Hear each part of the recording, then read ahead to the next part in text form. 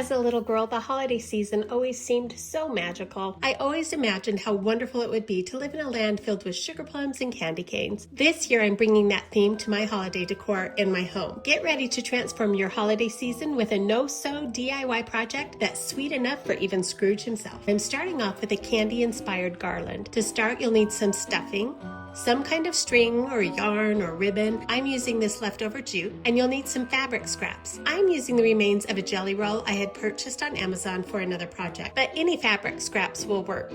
You'll need scissors. I like using these pinking shears because they create a finished edge that looks similar to a ruffle. Then just gather whatever notions you want to add. Start by cutting your fabric into squares. I wanted mine to look similar in shape to the homemade caramels we love to make, but you could make the squares larger so they are similar to a larger piece of candy. It's really up to you.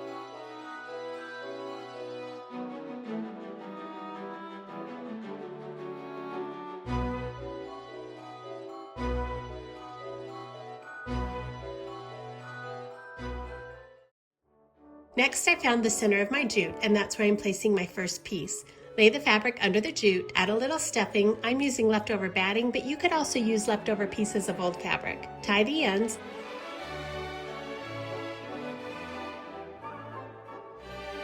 and go all the way down your jute. Then come back and seal the fabric on each little candy shut with a dot of glue from your glue gun.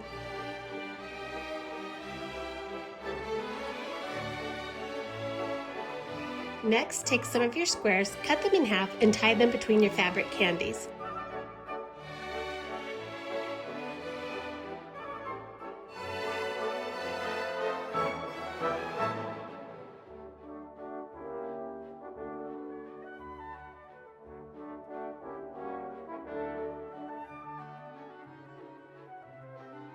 Hot glue whatever embellishments you want onto each one of your fabric candies.